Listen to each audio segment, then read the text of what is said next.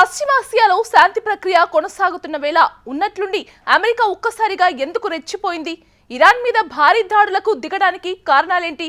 అదే సమయంలో తాను ఇరాన్కు నెంబర్ 1 టార్గెట్ ను అంటూ అమెరికా అధ్యక్షుడు ప్రకటించారు. తాను ప్రయాణిస్తున్న విమానాన్ని కూడా మార్చేశారు. ఈ పరిణామాలన్నింటి వెనుక పెద్ద కుట్రే ఉందనే చర్చ జరుగుతోంది. అమెరికా అధ్యక్షుని హత్యకు ఇరాన్ కుట్ర పన్నిందనే వార్తలు ఇప్పుడు కలకలం రేపుతున్నాయి. ఈ సమాచారాన్ని అమెరికాకు ఇజ్రాయెల్ చేరవేయడంతో ఒక్కసారి అధ్యక్షుడు ట్రంప్ అప్రమత్తమై మొత్తం వ్యూహాన్నే మార్చేసినట్లు తెలుస్తోంది.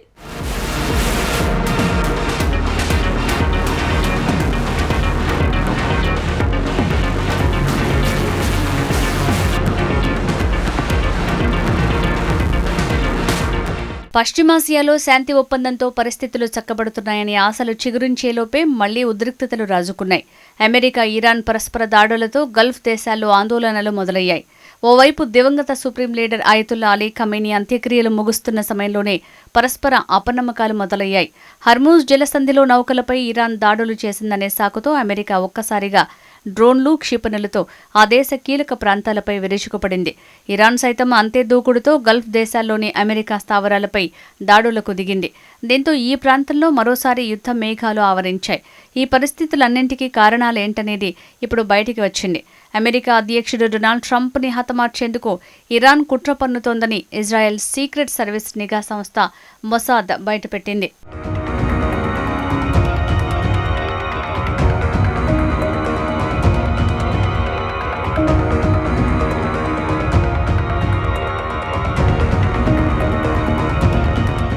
కాల్పుల విరమణ ఒప్పందం ఎలా ముందుకు సాగాలి అనే విషయమై ట్రంప్ ఒత్తిడికి గురవుతున్న తరుణంలో ఈ వార్త బయటికి రావటం అమెరికా, ఇరాన్ల మధ్య తీవ్ర ఉత్కంఠకు దారితీస్తోంది.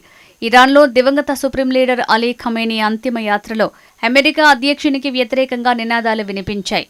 ఆయన్ని అంతమొందించాల్సిందే అంటూ పెద్ద పెద్ద బ్యానర్లను కూడా ప్రదర్శించారు. అదే సమయంలో డొనాల్డ్ ట్రంప్ ఇరాన్ నాయకత్వాన్ని రెచ్చగొట్టే విధంగా ప్రకటనలు చేశారు.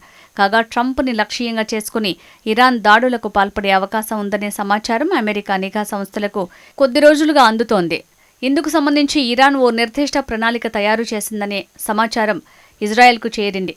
ఆ దేశం వెంటనే ఇందుకు సంబంధించిన కీలక వివరాలను అమెరికాకు అందజేసి అప్రమత్తం చేసింది.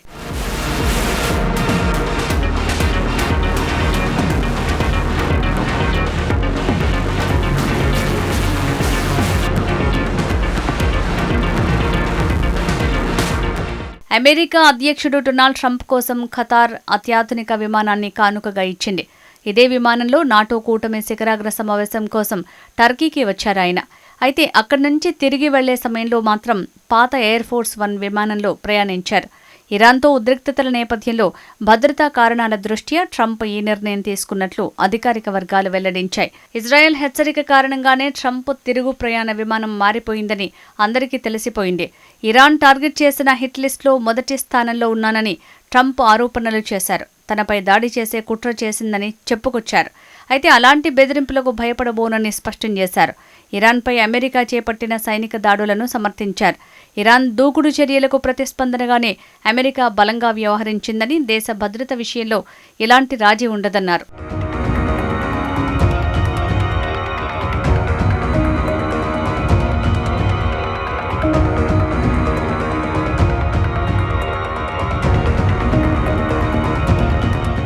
వాస్తవానికి డొనాల్డ్ ట్రంప్ మీద ఇరాన్ నాయకత్వం ఎప్పటి నుంచో ఆగ్రహంతో ఉంది. 2020లో ఐఆర్జీసీ అధిపతి కాసిం సులేమానీ హత్య తర్వాత ట్రంప్పై ప్రతీకారం తీర్చుకుంటామని ఇరాన్ నాయకులు హెచ్చరికలు చేసిన విషయం తెలిసిందే.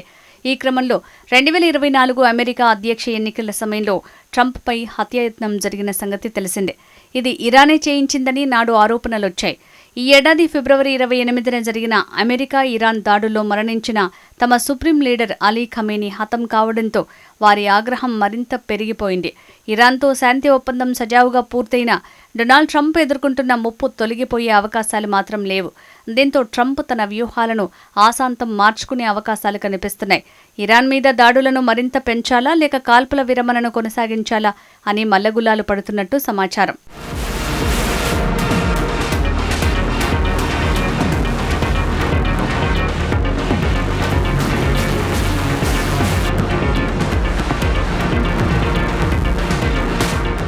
కాగా ఇరాన్తో కాల్పుల విరమణ ఒప్పందం విషయంలో అమెరికా అధ్యక్షుడు ట్రంప్, ఇరాన్ ప్రధాని నెతన్యాహు మధ్య విభేదాలు తలెత్తాయి.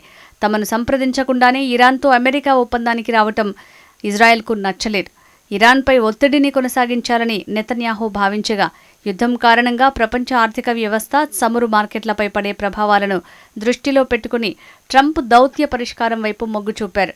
ఈ క్రమంలో లెబనాన్ మీద ఇజ్రాయెల్ ముప్పేట దాడులు ట్రంప్కు ఆగ్రహం తెప్పించాయి. ఆ సమయంలో నెతన్యాహు మీద తీవ్ర అసంతృప్తి వ్యక్తం చేశారు.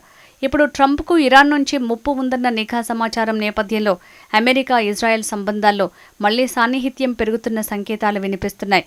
ఈ క్రమంలో గల్ఫ్ దేశాల్లో తాజా పరిణామాలు, ఇరు దేశాల మధ్య సహకారంపై ట్రంప్, నెతన్యాహు ఫోన్లో మాట్లాడుకున్నారు.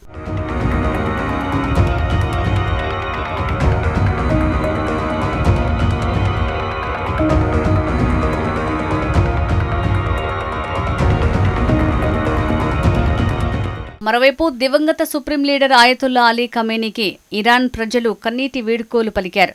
ఖమేనీతో పాటు ఆయన కుమార్తె, అల్లుడు, మనవరాలు మొజ్దాబా ఖమేనీ భార్యల పార్థివ దేహాలను ఇరాన్ నుంచి మషహద్కు ప్రత్యేక విమానంలో తరలించగా, ఆ విమానానికి భద్రతగా యుద్ధ విమానం ఎస్కార్ట్గా వెళ్లింది.